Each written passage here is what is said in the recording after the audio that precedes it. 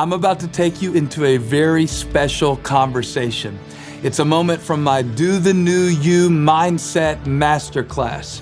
I know that's a mouthful, but it was an incredible time of discovery and teaching and development.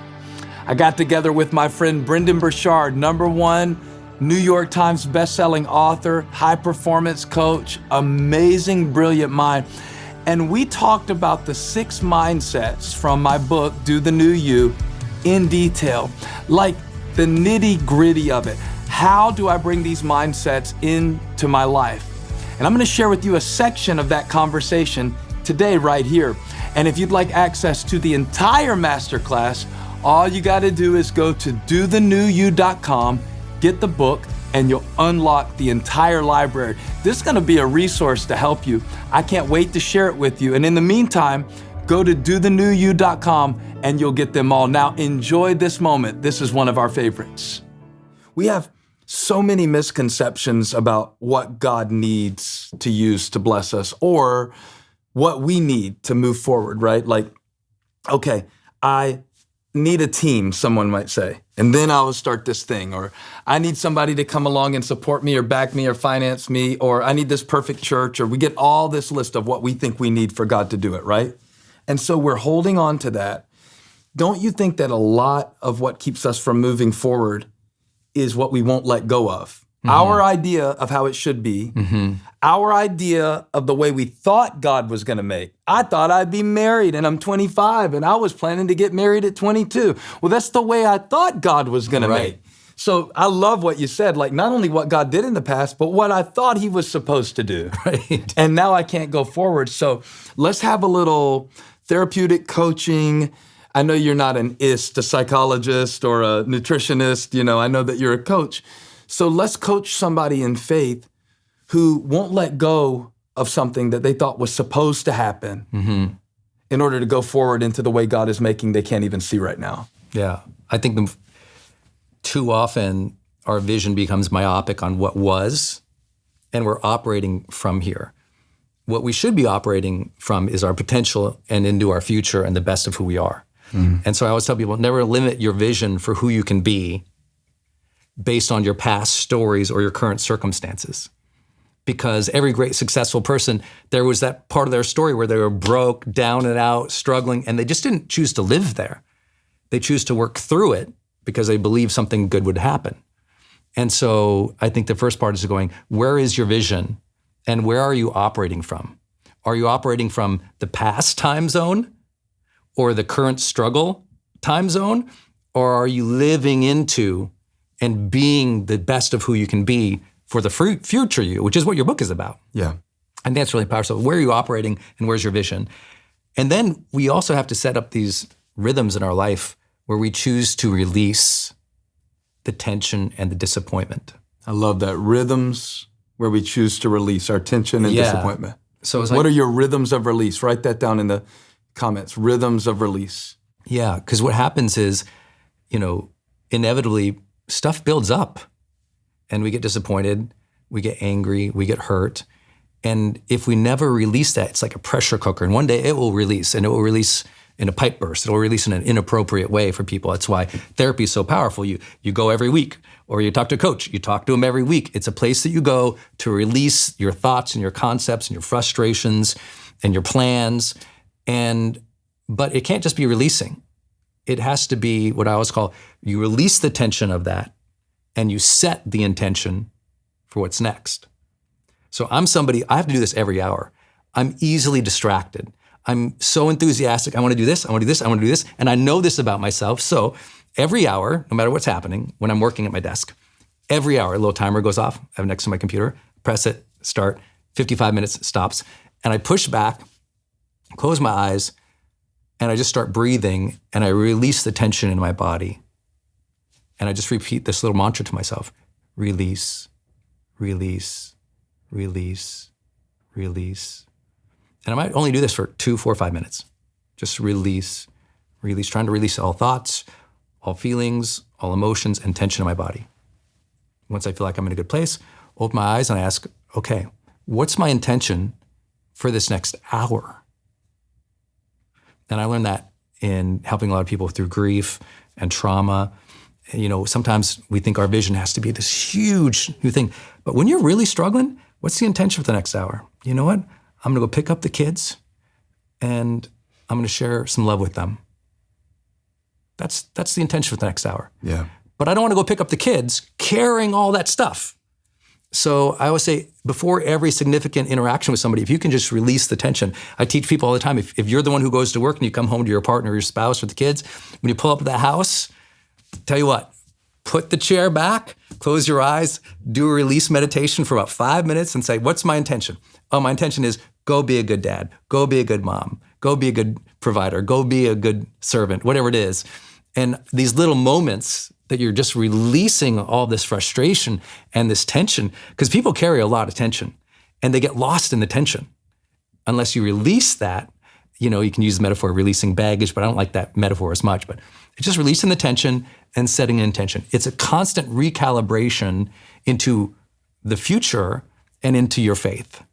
And when you can recalibrate into my future, into my faith, then I can survive this moment now. What I love about this is how you broke it down and shrunk it.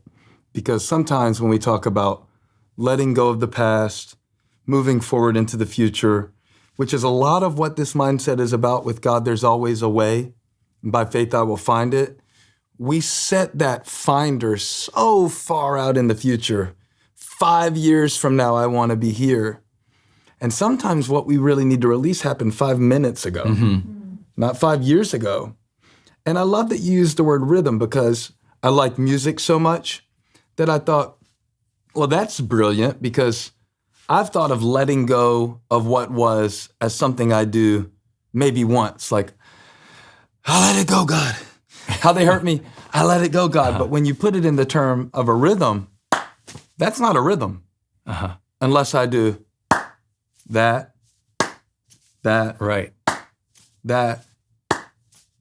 So letting it go isn't letting it go unless I let it go every time it comes back up. Yeah, the stuff that your parents did or something that frustrates you, it's gonna come up over and over. And you let it go over and over. You gotta let it go over and over. So this belief that one day you're, completely spiritually free of all pain and problems and the past, maybe some people have that. But for most people, the difficulties of life happen on a recurring basis. There's a rhythm to that too. And so when it comes up again, oh, you know what? That's my old demons. They're fighting me again. Oh, you know what? That's that old behavior. I used to do that because he taught me to do that or she said that. And so as it comes up again, it's an active release process. You're actively releasing. But here's the thing. If you just release it and you don't set intention for what's next, you'll keep falling prey. It'll keep pulling you back in. You have to set an intention that is higher or part of something that is higher. And that is where I meant by you have to set intention to your future and your faith. Over and over and over, it's like recalibrating back into Him, back into spirit, because these things often, they're dispiriting. And you gotta connect to the spirit again. And so release the dispiriting things, tap back in to the spirited things. And when you teach yourself to do this over and over and over again, you suddenly realize, I got a pretty good mindset. Yeah, because if our brain is operating off of the neural pathways that have created our thought pattern and our mindset is to think a different way, then we can basically say that seeing the way that God is making is a product of thinking the way God thinks. Mm-hmm. So we're possibly looking at something right now that would be an opportunity, or you could reconcile, or you could actually have love in your life or support in your life, right? And you're telling yourself you can't. And the reason you're telling yourself that you can't right now is because the way that you are thinking, I like how we call God a waymaker, but there are also God blockers in our life. Like, think about, if God is the waymaker, there are God blockers. Those are the thoughts that cause us to say, well, if it would have happened 5 years ago, I believe it, but it would have happened by now if it was going to happen. Or things like that don't happen to me. They don't happen for me. They happen for others. Or maybe somebody told you. Like, I remember My dad was, we both shared about our dads today, and I learned a little bit more about your dad. And I didn't tell you much about my dad. We just realized our dads both went to heaven when we were about the same age, about 32 or 33 years old. Yeah. And, you know, my dad he was a passionate guy. One time somebody was telling me, you'll never be able to go to college. You won't be able to afford it. Mm-hmm. And they were saying, I didn't go to college, and so you're not going to go to college, and you need to make peace with it. It sounds like a weird thing for somebody to tell a kid, right? And it kind of was. I was only like 10 or 11. Oh, wow. And I don't even know why they were saying that, but my dad goes, shut your stupid mouth to this other person. And this is not probably recommended parental advice. He said, if I have to kill somebody to get the money to send that boy to college, if he makes good grades and wants to go to college, he'll go to college. And I got a scholarship instead, so I went to college. He didn't have to kill anybody. The story doesn't have a weird ending and that's the day my dad died. The point of it was that he wasn't going to have me limited. We've talked in the previous mindsets, and I want you to go back and watch all of them, because we talked about I'm not stuck unless I stop. We talk about coming from abundance in the mindset, Christ is in me, I'm enough. But now we're moving deeper into this to say, are your thoughts the result of seeds that someone planted and that someone wasn't God? And if they were, can you go back by faith and uproot those through the process? Well, what does that look like? I love Brendon's handles. Release the tension, set the intention. The intention of what? The intention of your future and your faith. With God, there's always a way. By faith, I will find it. And maybe that's why you haven't found it yet, right? Mm-hmm. Because you're not looking by faith. Right. You're looking by sight. And so I don't see it, and I've never seen it, and I've never been it, and I've never done it. But this mindset is by faith, I will find it. So how does faith open up your eyes to possibilities that were there all along? And how do you tap into it practically? Because a lot of people will say, so I'm just supposed to, what? Lift my hands? I'm just supposed to quote a Bible verse? Well, yeah, all that's good. Yeah. But there's an actual way to activate faith too that's practical. Yeah, I think you begin, if you are looking backwards, look backwards and notice that all the big moves in your life and all the big random things that look so random, they happened when you were in motion. You were in motion and serendipity happened. You were in motion and you met this person who gave you this lesson that helped open this door later. It's like Steve Jobs said, you never connect the dots until you look backwards. And I think that when you do look backwards, you start to realizing, oh, wait, wow, God's grace is right there. I never thought about that. God opened the door right there. I didn't know that. And what happens is you start to realize that all these things have already opened for you, but they always happen when you're in motion. You made a decision, you went for it, you tried something, and some big lesson or a failure or a pivotal point happened, but they always happen when you're in motion.